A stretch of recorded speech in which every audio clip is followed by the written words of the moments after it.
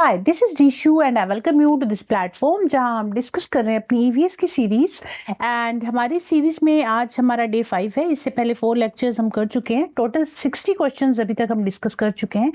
आज हम करेंगे नेक्स्ट 15 क्वेश्चन डिस्कस, तो हमारे टोटल हो जाएंगे 75 क्वेश्चंस। ठीक है, हर सीरीज में हम 15 क्वेश्चन डिस्कस करते हैं। उसमें ईवीएस की थ्योरी प्लस पेडागोजी भी साथ में ही चलती है। ठीक है, तो 15 क्वेश्चंस की ये सीरीज है और आई बिलीव कि काफ़ी हेल्पफुल रहेगी ये वीडियो आपके लिए। ये जो पूरी सीरीज है ये आपके लिए काफ़ी हेल्पफुल रहेगी। जब तक आपका एग्जाम नहीं हो जाता तब तक इसी तरह से 15 क्वेश्चंस की सीरीज हम करेंगे। और ये वीडियो ये वाली सीरीज जो है ईवीएस की, आपको वीक में वीक में 2 दिन ये लेक्चर मिलता है आपको। एक्चुअली क्या है ना, देखो ये जो वीडियोस हैं आपको रिकॉर्डेड फॉर्म में मिलती हैं, है ना। तो मंडे से फ्राइडे 5 लेक्चर्स आपको मिलते हैं। 5 लेक्चर्स में से 2 लेक्चर्स आपको ईवीएस के मिलते हैं और 3 लेक्चर्स आपको मिलते हैं साइंस के। 2 दिन साइंस की थ्योरी प्लस 1 दिन साइंस की पेडागोजी और 2 दिन ईवीएस की थ्योरी मिलती है, थ्योरी प्लस पेडागोजी दोनों ही। ठीक है, तो इस तरह से हमारी सीरीज चलती है जिसमें मंडे से फ्राइडे आपको क्लासेस मिलती हैं रिकॉर्डेड फॉर्म में। शाम को 5 बजे क्लासेस आपको मिल जाती होंगी, ये वीडियो मिल जाती होगी आपको। तो इसी तरह से हमारी सीरीज चल रही है। तो चलिए स्टार्ट करते हैं फिर अपनी आज की क्लास। और ये जो नोट्स हैं आपको मेरे Telegram channel Rishu science academy पे मिलेंगे, तो इस चैनल को आप ज्वाइन कर लीजिए। इसका लिंक मैं डिस्क्रिप्शन में दे दूंगी। और वीडियो अच्छी लगे तो लाइक शेयर सब्सक्राइब आप कर दीजिएगा। ठीक है, चलिए स्टार्ट करते हैं अपनी आज की क्लास। टोटल 15 क्वेश्चन डिस्कस करने वाले हैं। एक बार दिखा देती हूँ, जहां जहां पे मुझे लगा है कि पिक्चर्स और इमेजेस ऐड करनी है, थोड़ा डिटेल्ड इन्फॉर्मेशन होनी चाहिए, वहां मैंने ऐड किया है। जैसे कि आपको पता ही है किस तरह से हम डिस्कस करते हैं। ठीक है, इस बार ना ये वाले जो 15 क्वेश्चन है इनमें चैप्टर नहीं है, मतलब थ्योरी, किसी भी चैप्टर की थ्योरी नहीं आपको मिलेगी। ऐसा होता है कि कोई कोई चैप्टर ऐसा होता है जिसमें कोई कोई वीडियो ऐसी होती है जिसमें 2 से 3 चैप्टर्स जो है डिस्कस कर लेते हैं हम साथ में ही, क्वेश्चन आंसर के साथ साथ। बट आज की जो सीरीज है ना, इसमें 15 क्वेश्चन जो हम डिस्कस करने वाले हैं, इसमें पूरा चैप्टर से रिलेटेड नहीं पूछा गया है। चैप्टर से रिलेटेड तो है, मतलब चैप्टर डिस्कस नहीं करेंगे हम आज। ठीक है, कुछ कुछ क्वेश्चंस हैं, जैसे प्रीवियस वीडियोस आपने देखी होंगी तो डायरेक्टली उसमें ना चैप्टर से ही पूछा जाता, जैसे हुतुतु वाला चैप्टर था, एक अल ब्रूनी वाला चैप्टर था, है ना। तो उन टॉपिक से रिलेटेड, अगर पर्टिकुलर टॉपिक से रिलेटेड क्वेश्चन पूछते हैं तो उस चैप्टर की समरी हम वहीं पे डिस्कस कर लेते हैं। बट आज हम चैप्टर की समरी डिस्कस नहीं करेंगे क्योंकि ऐसा कोई क्वेश्चन है नहीं इसमें चैप्टर वाला। ठीक है, बाकी थ्योरी तो बुक से ही है ऑफकोर्स, बट मतलब स्टोरी नहीं है। मेरा कहने का मतलब है कि स्टोरी नहीं है। ठीक है, चलिए, तो हमारा फर्स्ट क्वेश्चन है, एक मिनट। फर्स्ट क्वेश्चन है EVS at primary level is recommended to be transacted in an integrated approach. The most appropriate reason are means प्राथमिक स्तर पर ईवीएस को एक एकीकृत दृष्टिकोण में संचालित करने की सिफारिश की जाती है। सबसे उपयुक्त कारण है, मतलब कि ये कहा जाता है कि ईवीएस को इंटीग्रेटेड फॉर्म में पढ़ाया जाए, तो इसका रीजन क्या है। ठीक है, EVS draws issues from subjects like science, SST and environmental education। कि जो ईवीएस है ना, विषयों से मुद्दों को आकर्षित करता है, जैसे विज्ञान के विषय होते हैं, सामाजिक विज्ञान के होते हैं और पर्यावरण शिक्षा के भी होते हैं इसमें। ठीक है, सेकंड ऑप्शन है it helps in developing holistic understanding. ये समग्र समझ विकसित करने में मदद करता है, मतलब ओवरऑल डेवलपमेंट को, इसमें ओवरऑल जो पूरी समझ है ना वो विकसित हो जाती है। पूरी समझ, ओवरऑल समझ विकसित हो, होलिस्टिक का मतलब होता है ओवरऑल समझ जो है विकसित हो जाती है इसमें। Third is it helps to reduce burden of students and teachers और स्टूडेंट का बोझ कम करने में मदद करता है, ऐसा तो कुछ नहीं है। Next is it is convenient to teach integrated EVS, कि एकीकृत ईवीएस पढ़ाना सुविधाजनक है, इसलिए इसको इंटीग्रेटेड फॉर्म में पढ़ाया जाता है। तो ऐसा कुछ नहीं है। जो फर्स्ट 2 ऑप्शंस है ना, बोथ ऑप्शंस आर ट्रू, कि EVS draws issues from subjects like science, SST and environmental education. Second है it helps in developing holistic understanding, पूरी समझ को विकसित करता है, ओवरऑल समझ को ये विकसित करता है। तो ऑप्शन ए और बी जो है राइट आंसर होंगे आपके क्वेश्चन के। तो नीचे ऑप्शन में देख लीजिए ए और बी कहाँ दिया हुआ है, ए और बी दिया है थर्ड ऑप्शन में, तो ये हमारा राइट आंसर हो गया। ठीक है, चलिए next question is as an EVS teacher you wish your students to be aware of their own safety around adults so that they can take care of themselves and do not fall prey to sexual harassment, which step you think is most appropriate? एक EVS शिक्षक के रूप में आप चाहते हैं कि आपके विद्यार्थी वयस्कों के आसपास अपनी सुरक्षा के बारे में जागरूक हों ताकि वे अपनी देखभाल कर सके और यौन उत्पीड़न का शिकार ना हो। आपको कौन सा कदम सबसे उपयुक्त लगता है? नीचे 4 ऑप्शन दिए गए हैं, तो आपको बताना है कि कौन सा स्टेप जो है अप्रोप्रिएट है। ठीक है, first option is teach them about POCSO act, कि उनको पोस्को एक्ट 2012 के बारे में पढ़ाना चाहिए। देखो पोस्को नहीं, सॉरी पॉक्सो। देखो पॉक्सो एक्ट क्या था ना, पॉक्सो एक्ट था प्रोटेक्शन, ये फुल फॉर्म्स आपको पता होनी चाहिए, protection of children from sexual offence act. Protection of children from sexual offence act, ये एक एक्ट था जो 2012 में आया था, जो इसके बारे में दिया गया था कि किस तरह से बच्चों को इसके बारे में जागरूक करना है। तो ये जो पोक्सो एक्ट है ना, प्राइमरी लेवल तक के बच्चों के लिए इसके बारे में बताना काफी मतलब ये थोड़ा बड़ा टास्क है। छोटे बच्चे हैं प्राइमरी लेवल के, तो उनको हम पोक्सो एक्ट के बारे के थ्रू नहीं, पोक्सो एक्ट के थ्रू नहीं समझाएंगे कि हाँ ये एक्ट ये था और इसमें ये हुआ था। उनको हमें थोड़ा इजी वे में अच्छे इस तरह से समझाना है कि उनको वो चीजें समझ में आए, है ना, उनकी एज के अकॉर्डिंग उन्हें हमें समझाना है। Teach them to avoid strangers, उनको ये बताया जाए कि स्ट्रेंजर से दूर रहें, अजनबियों से दूर रहें। तो ऐसा जरूरी नहीं है कि अजनबी ही मतलब अजनबियों से ही वो होता है कि खतरा है, हो सकता है कोई नॉन पर्सन है उससे भी तो प्रॉब्लम हो सकती है ना। तो ये कहना कि सिर्फ स्ट्रेंजर्स को अवॉइड करना इज नॉट ट्रू। थर्ड है hold workshop about good touch and bad touch, कि गुड टच और बैड टच के बारे में वर्कशॉप आयोजित करें। तो ऐसा होता है और ऐसा कई स्कूल्स में जो छोटे बच्चे होते हैं ना प्राइमरी लेवल तक के, उनको गुड टच और बैड टच के बारे में सिखाया जाता है स्कूल्स में। ठीक है, तो सही ऑप्शन जो होगा दैट इज ऑप्शन नंबर 3, कि बच्चों को गुड टच और बैड टच के बारे में सिखाया जाए, वर्कशॉप ली जाए। ठीक है, फोर्थ है hold self defence workshop for girl students, कि गर्ल स्टूडेंट्स के लिए सेल्फ डिफेंस की वर्कशॉप जो है वो आयोजित करनी चाहिए। तो not only for girl students, girl और बॉयज दोनों के लिए ही जो प्रॉब्लम हो सकती है। तो fourth option is also not true. जो थर्ड ऑप्शन है कि hold workshop about good touch and bad touch, this is right option of this question. ठीक है, चलिए नेक्स्ट क्वेश्चन है Roshni an EVS teacher display a data chart for how many seeds out of 20 seeds each of mustard, green gram, Bengal gram, चाइनी कह रही हूँ, chili seed germinated. She asked student to explain why variation in the germination rate of different seeds occur. She want to assess the skill of, देखो रोशनी एक EVS शिक्षिका ने सरसों, हरा चना, बंगाल चना और मिर्च के प्रत्येक 20 बीजों में से कितने बीज अंकुरित हुए के लिए एक डेटा चार्ट प्रदर्शित किया। मतलब उसने एक चार्ट बनाया, डेटा चार्ट कलेक्ट किया था कि कौन से बीज, मतलब कौन कौन से सीड थे उसके पास। मस्टर्ड के थे, मस्टर्ड, ग्रीन ग्राम और बंगाल ग्राम, और था फोर्थ था चिली सीड्स। इन चारों प्लांट्स के 2020 सीड्स जो थे वो उसने जर्मिनेट किए और एक डेटा के थ्रू, एक डेटा चार्ट के थ्रू उसने डिस्प्ले किया कि मस्टर्ड के इतने ग्रो किए, ग्रीन ग्राम के इतने ग्रो किए, बंगाल ग्राम के इतने ग्रो किए, चिल्ली के इतने ग्रो किए। ठीक है, she asked student to explain why variation in the germination rate of different seeds occur. उन्होंने उनसे ये समझने के लिए कहा कि विभिन्न बीजों के अंकुरण दर में भिन्नता क्यों होती है, मतलब हर सीड जो जर्मिनेट हुआ है ना उनमें क्या डिफरेंस है, कोई जल्दी ग्रो करेगा, कोई लेट ग्रो किया। ठीक है, किसी के कितने प्लांट्स ग्रो किए, किसी के पूरे प्लांट्स ग्रो कर गए। तो उसने कहा कि ये जो वेरिएशन आई है जर्मिनेशन रेट में, जो सीड जर्मिनेट हुए हैं, अंकुरित हुए हैं, उनमें जो भिन्नता आई है ये क्यों आई है। तो she want to assess the skill of, तो इसमें वह कौन से कौशल का आकलन करना चाहती है, मतलब कौन से कौशल को वो आकलन कर रही है इस एक्टिविटी के थ्रू। तो उस कौन से कौशल का आकलन करना चाहती है, हमसे ये पूछा गया है क्वेश्चन में।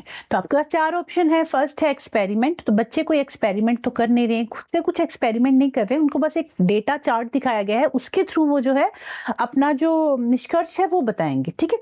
तो प्रिडिक्शन, अनुमान भी नहीं लगाना है उन्होंने, उनके पास डिटेल है, एवरीथिंग इज देयर, उनको बस बताना है कि ऐसा क्यों हुआ, है ना। ड्रॉ इन्फेरेंस, निष्कर्ष निकालना, या फिर इन्वेस्टिगेशन जैसी कोई प्रोसेस, जांच नहीं कर रहे हैं वो वहां पे। तो जो थर्ड ऑप्शन है कि ड्रॉ इन्फ्रेंस, निष्कर्ष निकालना, उस डेटा को देख के वो निष्कर्ष निकालेंगे कि ऐसा क्यों हुआ, कि जो जर्मिनेशन में भिन्नता है वो क्यों है, वो अपना अपना पॉइंट ऑफ व्यू रखेंगे टीचर के सामने, तो वो निष्कर्ष निकालना हुआ ड्रॉइंग इन्फेरेंस। तो राइट ऑप्शन हो गया ऑप्शन नंबर 3। चलिए नेक्स्ट क्वेश्चन है, with respect to Telangana the respective locations of Gujarat and Bihar are, कि मैप वाला क्वेश्चन है एक, कि तेलंगाना के रिस्पेक्ट में हमें लोकेशन बतानी है किसकी, गुजरात और बिहार की, ठीक है। चलिए देखते हैं तेलंगाना कहाँ है मैप पे। चलिए एक बार देखूं, इसको जूम होता है क्या ये, नहीं, ठीक है। तेलंगाना है यहाँ पे, ठीक है, ये है तेलंगाना। अब किसकी लोकेशन पूछी है, गुजरात और बिहार की। इसने पूछा है तेलंगाना के रिस्पेक्ट में गुजरात और बिहार की लोकेशन बतानी है। बिहार ये है और गुजरात कहाँ है, ये है, ठीक है। तो इस तरह से डायरेक्शन बना लो। मान लो ये तेलंगाना है, ठीक है, ये है ईस्ट, ये है वेस्ट, ये है नॉर्थ, ये है साउथ, ये है नॉर्थ ईस्ट, और ये है नॉर्थ वेस्ट, और ये है south west, and this one is south east, ठीक है। इस तरह से डायरेक्शन बना लो। अब देखो तेलंगाना यहाँ है ना, सेंटर में रख लो तेलंगाना को इस तरह से। तो देखो बिहार कहाँ आ रहा है, इसके नॉर्थ ईस्ट में आ रहा है बिहार, है ना, यहाँ आ रहा है ना इस तरह से। देखो ये ईस्ट है, ये वेस्ट है, ये नॉर्थ है, और ये साउथ है। ये हो गया नॉर्थ ईस्ट और ये हो गया नॉर्थ वेस्ट। ये यहाँ पे साउथ वेस्ट, यहाँ पे साउथ ईस्ट। तो बिहार कहाँ पे है, नॉर्थ ईस्ट में, नॉर्थ ईस्ट में है बिहार, और गुजरात है नॉर्थ वेस्ट में। तो आपका जो राइट आंसर हो जाएगा इस क्वेश्चन का, north east and north west. Question हो जाएगा north east and north west, तो ये हो गया राइट आंसर, ठीक है। गुजरात कहाँ है, सॉरी, गुजरात है यहाँ पे नॉर्थ वेस्ट में, गुजरात नॉर्थ वेस्ट में, बिहार नॉर्थ ईस्ट में, ठीक है। गुजरात नॉर्थ वेस्ट में है और बिहार नॉर्थ ईस्ट में है। तो इसका राइट आंसर हो गया ऑप्शन नंबर 4। आई होप ये क्वेश्चन आपको समझ में आया होगा, ठीक है। मैप वाले क्वेश्चन इसी तरह से निकाल लिया करो, इस तरह से ड्रॉ करके, ठीक है, डायरेक्शन ड्रॉ करके। नेक्स्ट है, select maximum number of suitable tools of assessment to assess process skills in EVS. कि ईवीएस में प्रोसेस स्किल्स क्या होती है ना, ऐसी स्किल्स होती हैं, मतलब एक मेथड होता है, प्रोसेस होती है किसी चीज को करने का तरीका, ठीक है। तो ईवीएस में कौन कौन से टूल्स हैं, नीचे 4 टूल्स दिए गए हैं, तो कौन से टूल्स के थ्रू जो है आप बच्चों में जो प्रोसेस स्किल्स है ना उसको असेस करेंगे, ठीक है। तो प्रोसेस स्किल्स में कौन कौन सी स्किल्स आ जाएंगी, प्रोसेस स्किल्स में आपके आ जाएंगे ऑब्जर्वेशन आ जाएगी, क्लासिफिकेशन एंड उसके अलावा क्लासिफिकेशन के बाद आ जाएगा आपका इन्वेस्टिगेट करना। एक मिनट, कहाँ गया मेरा पेन, ऑब्जर्वेशन, क्लासिफिकेशन, पहले मेजरमेंट, किसी भी चीज को मेजरमेंट करना, ठीक है। इन्फेरेंस, निष्कर्ष निकालना, फिर प्रिडिक्ट करना, ये सारी प्रोसेस स्किल्स हैं। अब कौन से स्किल्स हमें कहाँ यूज करनी है वो हमें उस टॉपिक के अकॉर्डिंग करनी होती है, ठीक है। उसके बाद हाइपोथेसिस बनाना, एक अपनी एक्सप्लेनेशन तैयार करना, हाइपोथेसिस, फिर एक्सपेरिमेंट करना, एक्सपेरिमेंटेशन, डेटा कलेक्शन, फिर उसके बाद एनालाइज करना, एंड देन फाइनल कंक्लूजन निकालना, ठीक है। तो ये सारी स्किल्स हैं कि हमें कोई, अब मान लीजिए हमें कोई टॉपिक दिया गया, साइंस का दिया गया है, ईवीएस का, हमें उस पर काम करना है, तो हम किस तरह से काम करेंगे। और ये जो सारे मेथड्स हैं, जो प्रोसेस स्किल्स हैं, एक साइंटिस्ट जो है किस तरह से काम करेगा, स्टेप बाय स्टेप, ठीक है। तो ये सारी प्रोसेस हैं कि किस प्रोसेस को हम फॉलो करेंगे, तो ये सारे स्टेप्स हैं। ये स्टेप्स हमें कोई भी काम करना है तो उसके लिए हम ये फॉलो करेंगे। अगर हमें साइंटिफिक एक्सपेरिमेंट कोई करना है तो उसके लिए हम इस तरह से इन स्टेप्स को फॉलो करेंगे। अब कौन सा स्टेप कहाँ यूज करना है वो उस टॉपिक के अकॉर्डिंग करेंगे, बट ये सारी क्या है, प्रोसेस स्किल्स हैं। तो नीचे 4 ऑप्शन दिए गए हैं कि कौन सी प्रोसेस स्किल्स हैं, जैसे पिक्चर रीडिंग, प्रोजेक्ट वर्क, ये सारी चीजें आ जाएंगी। ठीक है। नेक्स्ट ऑप्शन है टीचर्स डायरी। तो टीचर्स डायरी से प्रोसेस स्किल्स को नहीं आंकलन नहीं कर रहे हैं हम, teachers diary is not right option. Next है प्रोजेक्ट वर्क, बच्चे को प्रोजेक्ट दिया गया है, ठीक है, उसके थ्रू हम बच्चे का आकलन कर रहे हैं। ड्राइंग डायग्राम्स, जो बच्चा डायग्राम ड्रॉ कर रहा है उसके थ्रू। पिक्चर रीडिंग इसके थ्रू, बट टीचर्स डायरी नहीं आएगी इसमें। इसमें आएगा project work, drawing diagram, picture reading. तो ये सारे जो प्रोसेस स्किल्स है ना ये आ जाएंगे। तो बी सी डी जो है राइट ऑप्शन होगा इस क्वेश्चन का। तो B C D option number 2 में दिया गया है। ठीक है, चलिए नेक्स्ट है on a union territory map on it's one corner following scale is mentioned. UT का कोई मैप है आपके पास, उसमें एक स्केल दिया गया है कि 1 centimetre is equal to 155 metre. 1 centimetre जो है ना 155 मीटर का है। ठीक है। If a person measure the distance between 2 cities as 19.7 centimetre, अब कोई पर्सन है उसने मेजर किया कि जो 2 सिटीज हैं उनके बीच का जो डिस्टेंस है that is 19.7 centimetre. So the actual distance between 2 city is approximately, तो हमें बताना है कि 2 सिटी का जो एक्चुअल डिस्टेंस होगा वो कितना होगा। क्वेश्चन हमें ऑप्शन हमें किलोमीटर में दिया है तो हमें जो है इसको किलोमीटर में कन्वर्ट करके बताना पड़ेगा। ठीक है। तो पहले इसको क्या करेंगे, इसको मीटर्स में कन्वर्ट करेंगे। देखो 1 सेंटीमीटर दिया है 155 मीटर के मतलब 1 सेंटीमीटर जो है 155 मीटर का है। तो 19.7 सेंटीमीटर कितने मीटर का होगा, इसको मल्टीप्लाई कर देंगे 155 से, तो ये आ जाएगा 305 आप करके देख लेना, यही आएगा। ठीक है। उसके बाद क्या करेंगे, ये आ गया, अब ये आ गया मीटर्स में, बट हमें क्वेश्चन में जो ऑप्शन जो दिए गए हैं वो किलोमीटर में, तो हमें इसको किलोमीटर में कन्वर्ट करना पड़ेगा। और 1 मीटर में कितने किलोमीटर होते हैं, 1000 किलोमीटर। तो हमें मीटर से किलोमीटर में कन्वर्ट करना है, तो इसको हम डिवाइड करेंगे 1000 से। ठीक है। 3.5 को हम डिवाइड कर देंगे 1000 से, बिकॉज 1 मीटर में 1000 किलोमीटर है। तो इसको कट कर दो अब यहाँ से, ये जीरो भी यहाँ उतार लो नीचे, और फिर 1 2 3 4 1 2 3 4 के बाद डिजिट 4 डिजिट के बाद यहाँ ऑप्शन पॉइंट आ जाएगा। तो हमारा ऑप्शन आ गया 3.053। अब 3.053 देख लो कहाँ है, 3.05 यहाँ है। ठीक है, 3.05 किलोमीटर, क्योंकि हमें किलोमीटर में आंसर निकालना था तो हमने क्या किया, 1000 से उसको डिवाइड कर दिया। तो हमारा जो राइट आंसर है that is 3.05 kilometre. Okay, I hope आपको ये क्लियर हुआ होगा क्वेश्चन। नेक्स्ट क्वेश्चन है, mountaineers suffer nose bleeding at higher altitude because. जो माउंटेनियर होते हैं, पर्वतारोही होते हैं, ठीक है, वो क्या करते हैं, मतलब उनके साथ क्या होता है, जब वो अधिक ऊंचाई पर जाएंगे ना तो नाक से खून बहने लग जाता है। तो उसका कारण क्या है, जो नाक से खून बहता है वो क्यों होता है, नाक से जो ब्लीडिंग होती है वो क्यों होती है। ठीक है, हायर एल्टीट्यूड पे जाने पे देखो क्या होता है ना, जैसे ही हम हायर एल्टीट्यूड पे जाएंगे, ठीक है, यहाँ पे जो अर्थ सरफेस तक जो एटमॉस्फेरिक प्रेशर है, एटमॉस्फेरिक प्रेशर है ना, एक मिनट, ठीक है, क्या होता है कि जो अर्थ सरफेस पे एटमॉस्फेरिक प्रेशर है वो कितना होता है, 1 एटमॉस्फेयर। ठीक है, तो जो हमारी बॉडी का एटमॉस्फेरिक प्रेशर है that is also equal to outside the मतलब जो हमारी बॉडी का इंटरनल प्रेशर है, हमारे बॉडी के जो फ्लूइड्स हैं उनका जो प्रेशर है, और आउटसाइड मतलब बाहर अर्थ सरफेस पे जहाँ एटमॉस्फेयर का प्रेशर है वो दोनों इक्वल है। ठीक है, मतलब हमारी बॉडी का एटमॉस्फेरिक प्रेशर और आउटसाइड जो है, हमारी बॉडी के आउटसाइड जो एटमॉस्फेरिक प्रेशर है, बोथ आर सेम। ठीक है, दैट्स वाई क्या होता है, हम जो है इतना एटमॉस्फेरिक प्रेशर होने के बावजूद भी हमारी बॉडी पिचक नहीं रही है, हम मतलब पिचकते नहीं है। जैसे कोई कैन है, मान लीजिए अगर कोई चीज ऐसे है, आउटसाइड यहाँ पे क्या है, एटमॉस्फेरिक प्रेशर ज़्यादा है और इस चीज़ का जो एटमॉस्फेरिक प्रेशर है ना ये कम है, तो क्या होगा, ये आउटसाइड वाला जो एटमॉस्फेरिक प्रेशर है ना इसके ऊपर प्रेशर डालेगा, जिसकी वजह से ये जो चीज़ है ये पिचक जाएगी, ठीक है। बट हमारी बॉडी के साथ ऐसा क्यों नहीं होता, क्योंकि जैसे मान लो ये हमारी बॉडी है बट आउटसाइड जो प्रेशर है वो 1 एटमॉस्फेरिक है, तो हमारी बॉडी का जो इंटरनल फ्लूइड्स है ना उनका प्रेशर भी 1 एटमॉस्फेरिक ही है।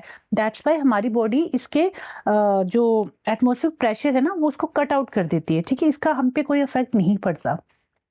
बट जैसे जैसे हायर एल्टीट्यूड पे चलते जाएंगे तो एटमॉस्फेरिक प्रेशर जो है ना वो डिक्रीज होता जाएगा। जैसे जैसे हाइट पे जाएंगे, ठीक है, हायर एल्टीट्यूड पे चलते जाएंगे तो एटमॉस्फेरिक प्रेशर का लेवल जो है वो डिक्रीज हो जाएगा। अब एटमॉस्फेरिक प्रेशर डिक्रीज होता जाएगा बट हमारी जो बॉडी का टेम्परेचर है ना वो तो उतना ही रहेगा, है ना। हमारे जो फ्लूइड्स हैं, हमारा जो ब्लड है उसका तो एटमॉस्फेरिक प्रेशर उतना ही रहेगा।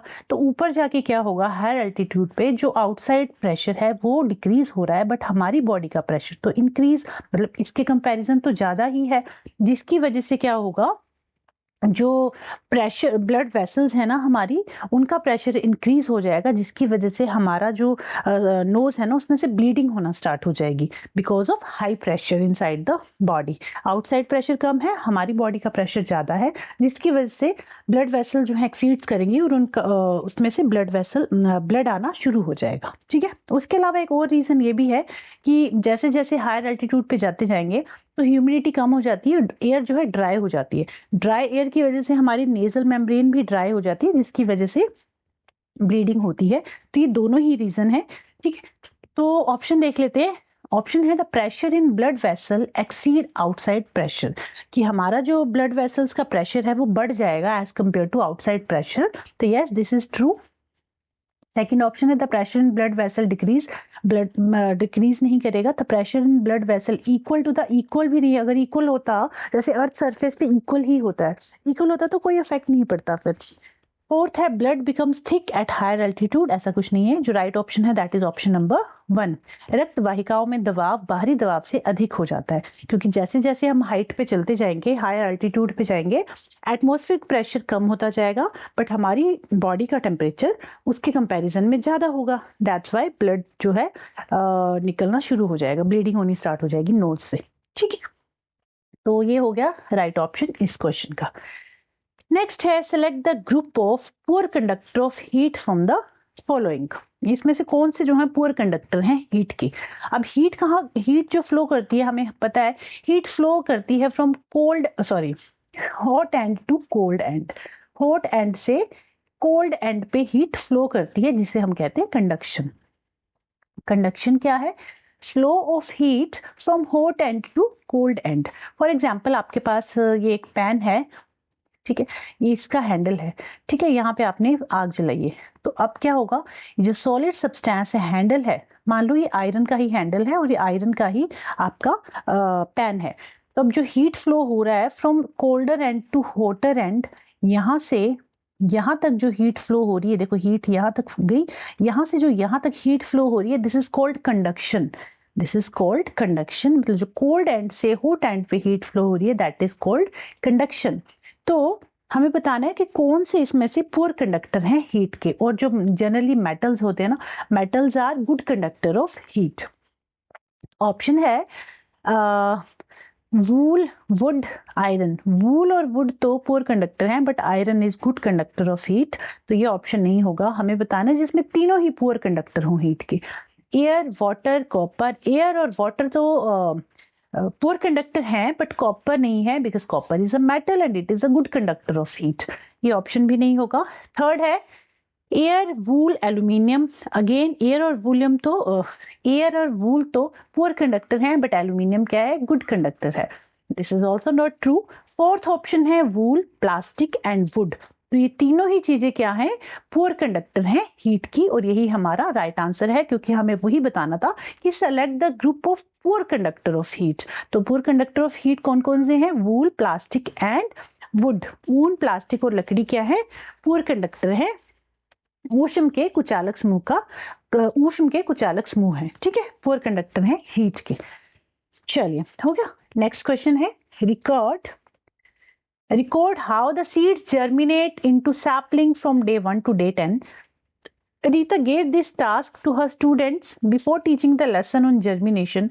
She is trying to assess her students' ability to पहले दिन से 10वें दिन तक बीज किस प्रकार अंकुरण में आते हैं लिखिए। रीता ने अंकुरण का पाठ पढ़ाने से पहले अपने विद्यार्थियों को ये कार्य दिया कि किस तरह से जो पहले सीड्स हम ग्रो करेंगे, सैपलिंग होते हैं छोटे पौधे, सीड से लेकर छोटे जो पौधा बनेगा फर्स्ट 10 डेज में उसमें क्या चेंजेस आएंगे उसके बारे में बच्चों को लिखना है। ठीक है, जर्मिनेशन का चैप्टर पढ़ाने से पहले टीचर ने बच्चों को ये एक्टिविटी दी करने को। She is trying to assess her students ability to, वो क्या करना चाह रही है, वह अपने छात्रों की कौन सी क्षमता का आकलन करने की कोशिश कर रही है। ठीक है, तो ऑप्शन है ड्रॉ एंड रिप्रेजेंट, कि ड्रॉ करिए और रिप्रेजेंट करिए। तो ड्रॉ तो उन्हें कुछ नहीं करना है। ठीक है, उसके अलावा predict how germinating seeds would look like, कि जर्मिनेटिंग सीड्स जो है किस तरह से दिखेंगे, वो ये बताना चाह रही है कि बच्चे जो है इस चीज का अनुमान करें कि अंकुरित बीज कैसे दिखेंगे। ऑब्जर्वेशन करें और रिकॉर्ड करें उस चीज को।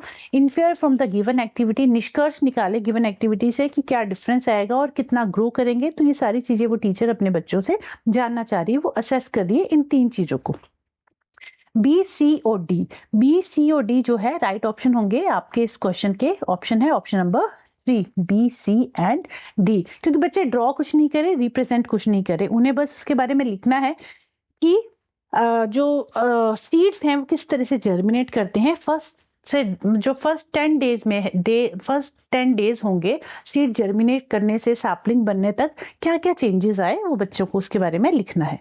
ठीक है, तो राइट ऑप्शन है ऑप्शन नंबर 3। नेक्स्ट क्वेश्चन है, there is a species X of plants that grow in a huge number but it is found only in Y part of India in the whole world. Which type of species is it? Means पौधों की एक प्रजाति X है जो बहुत अधिक संख्या में पैदा होती है लेकिन पूरे विश्व में भारत के वाय भाग में ही पाई जाती है। ये किस प्रकार की प्रजाति है?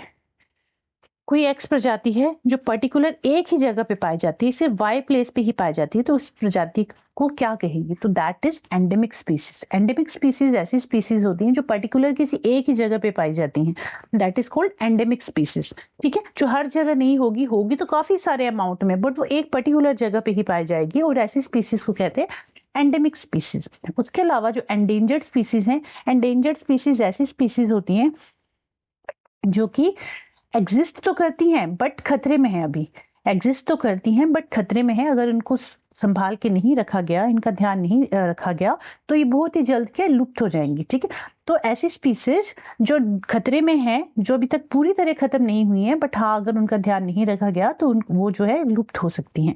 तो ऐसी कौन सी स्पीसीज हैं? जैसे बंगाल टाइगर हो गया, उसके अलावा ब्लैक राइनो, तो ये कुछ स्पीसीज हैं जो एंडेंजर्ड स्पीसीज में आती हैं। ठीक है, उसके अलावा एग्जॉटिक स्पीसीज होती हैं। एग्जॉटिक स्पीसीज ऐसी स्पीसीज होती हैं जो मतलब जिनकी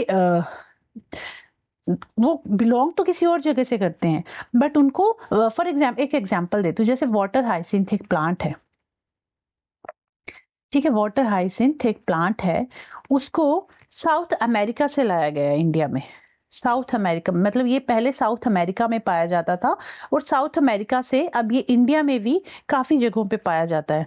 ठीक है, that is called exotic plant, जो कहीं और से बिलोंग करते हैं बट उनको उनके अपेयरेंस की वजह से यहाँ लाया गया, किसी पर्टिकुलर जगह पे लाया गया और वहाँ ग्रो किया गया, तो यहाँ पे भी वो काफी अच्छे अमाउंट में ग्रो कर रही हैं।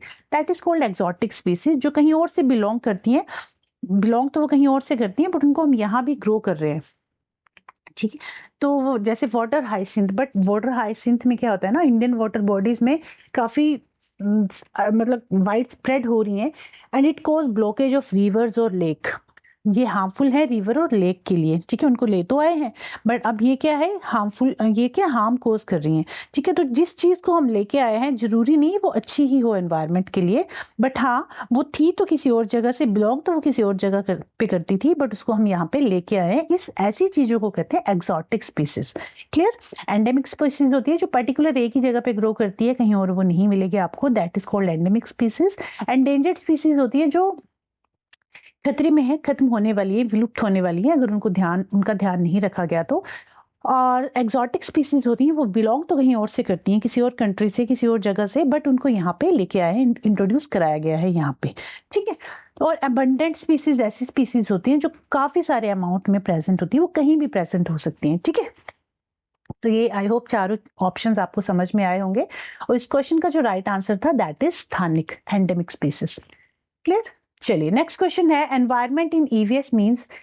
ईवीएस में जो एनवायरमेंट शब्द है, ठीक है, इसका क्या मतलब है, इसका क्या मीनिंग है। ये जो एनवायरमेंट शब्द है ईवीएस में, ये क्या है, मैन मेड एनवायरमेंट है, नेचुरल एनवायरमेंट है, सोशल एनवायरमेंट है, या फिर कल्चरल एनवायरमेंट है। तो ये जो एनवायरमेंट शब्द है ईवीएस में, it belongs to all of these four: man-made environment, social environment, natural environment and cultural environment। इन चारों ही चीजों को ये दर्शाता है, man-made environment, social environment, natural environment and cultural environment। तो इसका जो राइट आंसर होगा that is option number 4, ABCD। Clear. चलिए नेक्स्ट क्वेश्चन है, select incorrect statement about elephant heard from the following. Elephant heard के बारे में 4 स्टेटमेंट दिए गए हैं, आपको बताना है कौन सा गलत है।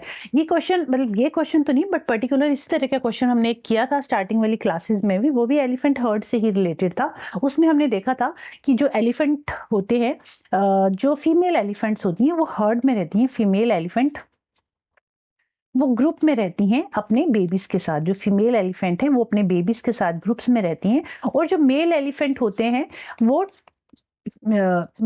मेल एलिफेंट्स होते हैं वो 14 to 15 ईयर्स के बाद क्या करते हैं, हर्ड को छोड़ के चले जाते हैं, वो सेपरेट रहना पसंद करते हैं, सेपरेट रहते हैं। वो फीमेल एलिफेंट और बेबीज के साथ नहीं रहते, वो सेपरेट रहते हैं मेल एलिफेंट्स, ठीक है, ये हमने पढ़ा था।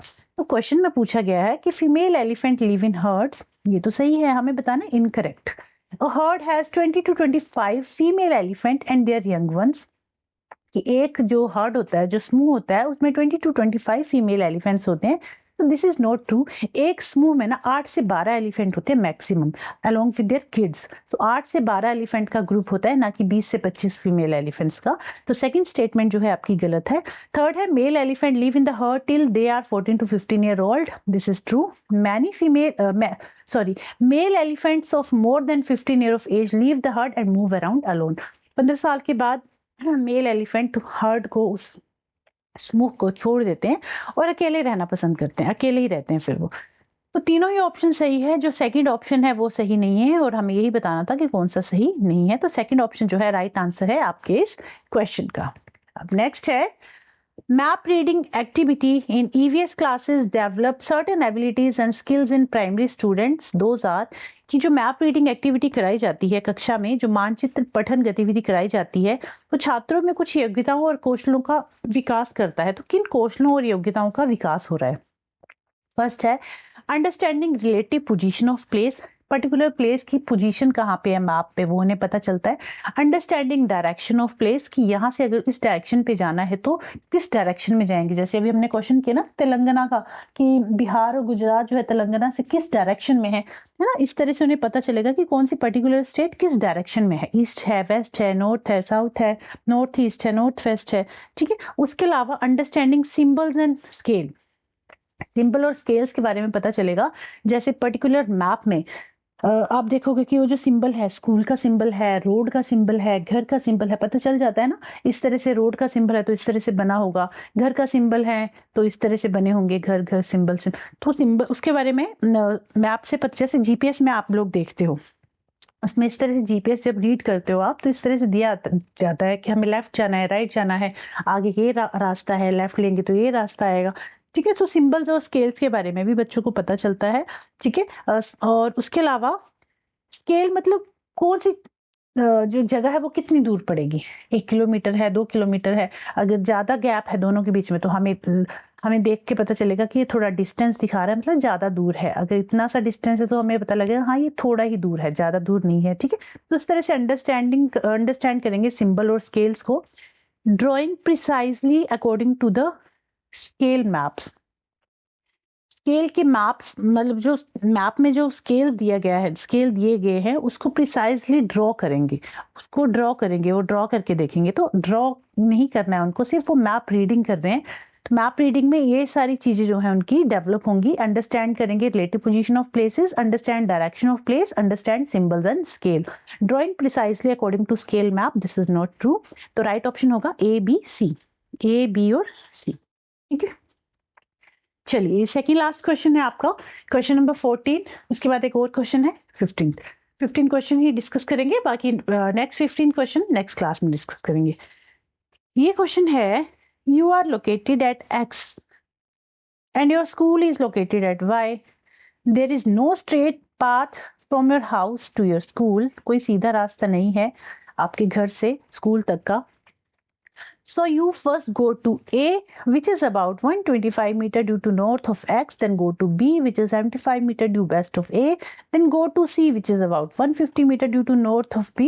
Finally reach your school at Y, which is 75 meter due east of C. With respect to your school at Y, the correct direction of house at X is। देखो question देख के ना डरना नहीं है, घबराना नहीं है, क्वेश्चन को ड्रॉ करके देखो। ठीक है, चलिए अब ड्रॉ करके देखते हैं। इसमें बोला है कि you are located at X, आप यहाँ हो एक्स पे, ठीक है, यहाँ रहते हो। And your school is located at Y, there is no straight path from your house to school. ये है हाउस, एक्स क्या है, हमारा हाउस है। अब so you first go to A, हम घर से पहले ए पे जाएंगे, which is about 125 metre due north of X. X का जो नॉर्थ है वहां जाएंगे, एंड एक्स का नॉर्थ यहाँ पे ही होगा, है ना, एक्स का नॉर्थ यहाँ होगा, विच इज 125 मीटर। एक्स का नॉर्थ है, हम ए पॉइंट पे गए जो कि एक्स का नॉर्थ है और कितनी दूरी पे है, 125 मीटर पे है। ठीक है, उसके बाद then go to B, which is 75 metre due west of A. उसके बाद हम 75 मीटर जाएंगे जो ए का बेस्ट है। तो ए का बेस्ट कौन होगा, ये ईस्ट है, इस साइड वाला बेस्ट है। यहाँ जाएंगे वेस्ट में, ये है B point, which is 75 metre due west of A. A से बी पे जाएंगे जो कि 75 मीटर की दूरी पे है, और ये ए की बेस्ट साइड पड़ेगा। तो ए का ईस्ट ये है, बेस्ट ये है। ठीक है, नेक्स्ट है then go to C, which is about 150 metre due north of B. अब ये बी से हम जाएंगे सी पे जो कहाँ पे है, which is about 150 due north of B. B का नॉर्थ यहीं पे होगा, बी का नॉर्थ यहाँ है, और इट इज 150 मीटर। बी से सी पे जाएंगे जो कि 150 मीटर की दूरी पे है, और ये है सी पॉइंट। उसके बाद finally reach your school at Y, अब जाके वो वाई पे पहुंचा है, which is 75 metre due east of C. C का ईस्ट कहाँ है, एक मिनट, बी का नॉर्थ, नॉर्थ ऑफ बी ये है। And finally reach your school at Y, which is 75 metre due east of C, east of C यहाँ पे, sorry यहाँ पे, ये कितने दूरी पे है, 75 मीटर दूरी पे है, और दिस इज वाई पॉइंट। ये हो गया हमारा स्कूल। तो घर से स्कूल तक गया है तो इस तरह से गया, पहले एक्स से ए पे गया जो कि नॉर्थ पे है 125 मीटर, ए से फिर बी पे गया 75 मीटर की दूरी है, बी से फिर सी पे गया 150 मीटर की दूरी है जो नॉर्थ साइड में था, फिर सी से ईस्ट में गया जो कि वाई पॉइंट है, ईस्ट में गया 75 मीटर दूरी पे है। तो इस तरह से चलते हुए पहुंच गया अपने स्कूल वाई पे। अब पूछा है, अच्छा अब पूछा है with respect to your school at Y, Y के रिस्पेक्ट में the correct direction of house at X is, X की जो डायरेक्शन है, आपके घर की जो डायरेक्शन है ना, वो कौन सी डायरेक्शन है वाई के संदर्भ में, वाई को रिप्रेजेंट करते हुए। तो वाई पे अगर आप खड़े हो जाएंगे तो आप देखेंगे कि कौन सी डायरेक्शन में है घर। इस साइड तो ईस्ट आ गया, इस साइड वेस्ट आ गया, मतलब वाई का ईस्ट ये है, वाई का वेस्ट ये है, वाई का नॉर्थ ये है, वाई का साउथ ये है। तो जो घर आएगा, घर कहाँ पे पड़ेगा, साउथ में। कहाँ पड़ रहा है, ड्यू साउथ। तो इसका जो राइट ऑप्शन होगा, घर पड़ रहा है ड्यू साउथ में, साउथ डायरेक्शन में है ना, ईस्ट वेस्ट नॉर्थ और साउथ, वाई की साउथ कहाँ है ये, और घर कहाँ है, साउथ डायरेक्शन में। तो इसका जो राइट आंसर हो जाएगा दैट इज ड्यू साउथ। ठीक है, तो इस तरह से कोई क्वेश्चन हो ना तो पहले ड्रॉ करके देख लीजिए, फिर आराम से तसल्ली से उस क्वेश्चन को का आंसर सॉल्व कीजिए। इसमें आपसे डिस्टेंस भी पूछ सकता था वो कि कितने मीटर की दूरी पे है घर से स्कूल, तो ये भी आप फाइंड आउट कर सकते हो इसलिए, है ना। चलिए नेक्स्ट क्वेश्चन है, लास्ट क्वेश्चन है आज की क्लास का। Salim and Raju are young school goers. Salim like to eat lot of fried fruits and maida products. Raju on the other hand eats some homemade healthy food but he never eats spinach and other green leafy vegetables. Which of the following disorder they are likely to suffer from respectively? Question पूछ रहा है कि सलीम और Raju school जाने वाले बच्चे हैं। सलीम को तला हुआ खाना और मैदे से बने हुए उत्पाद बहुत पसंद हैं। दूसरी तरफ राजू घर का बना स्वस्थ खाना खाता है, लेकिन वह पालक और अन्य हरी पत्तेदार सब्जियां कभी नहीं खाता। दोनों को निम्नलिखित में से क्रमशः किस प्रकार की पीड़ित होने की संभावना है, मतलब दोनों को किस तरह की बीमारी का सामना करना पड़ सकता है। तो फर्स्ट ऑप्शन है स्कर्वी और अनीमिया। तो स्कर्वी हमें पता है विटामिन सी की कमी से होती है, अनीमिया तो आयरन की कमी से होता है। तो बट स्कर्वी जो है विटामिन सी की कमी से होता है, और जो ग्रीन वेजिटेबल्स नहीं खाते हैं उनमें आयरन की कमी हमेशा रहती ही है। तो विटामिन सी स्कर्वी की मतलब जो स्कर्वी डिजीज है विटामिन सी की कमी से होता है, तो ये नहीं होगा, क्योंकि फर्स्ट जो पर्सन है ना सलीम, वो क्या कर रहा है, तला भुना खा रहा है। तला भुना खाने से स्कर्वी नहीं होती। सेकेंड ऑप्शन है क्वाशियोरकर और अनीमिया। तो क्वाशियोरकर कब होता है, जब प्रोटीन की कमी हो जाती है बॉडी में, तो क्वाशियोरकर डिजीज होती है। और अनीमिया कब होती है, आयरन की कमी से। तो ये ऑप्शन भी नहीं होगा। थर्ड है ओबेसिटी एंड अनीमिया। जो फर्स्ट पर्सन है वो इतना तला भुना खा रहा है तो उसकी वजह से उसको ओबेसिटी हो रही है, मोटापा हो रहा है। और जो सेकंड पर्सन है वो वैसे तो घर का ही खाना खाता है बट ग्रीन वेजिटेबल्स वो नहीं खाता, तो उसको अनीमिया हो सकता है, आयरन की कमी हो सकती है। तो जो राइट ऑप्शन होगा that is option number 3। First person है उसको ओबेसिटी हो सकती है, सेकेंड पर्सन जो है उसको अनीमिया हो सकता है। थर्ड ऑप्शन जो है राइट ऑप्शन होगा। उसके अलावा जो फोर्थ ऑप्शन है पेलेग्रा एंड एनीमिया, पेलेग्रा में it is cause due to deficiency of vitamin B3। Vitamin B3 की कमी से होता है पेलेग्रा, और अनीमिया जो है आयरन की कमी से होता है। तो राइट ऑप्शन होगा ऑप्शन नंबर 3। ठीक है, आई होप आपको आज की क्लास समझ में आई होगी, आपके डाउट क्लियर हुए होंगे। और अगर आपको इसमें कोई डाउट है अभी भी तो आप मुझे कमेंट कर देना, मैं आपको फिर से वो चीज़ समझा दूंगी। और आज के हमारे 15 क्वेश्चन हो गए कंप्लीट। नेक्स्ट क्लास में हम नेक्स्ट 15 क्वेश्चन करेंगे। टोटल हमारे अभी तक हो गए 75 क्वेश्चन, है ना। तो अब हम मिलेंगे अपनी नेक्स्ट क्लास में। और ये जो नोट्स हैं आपको मेरे Telegram channel Rishu science academy पे मिल जाएंगे, इसका लिंक मैं डिस्क्रिप्शन में दे दूंगी। और चलिए फिर मिलते हैं अपनी नेक्स्ट क्लास में, तब तक के लिए बाय बाय, टेक केयर।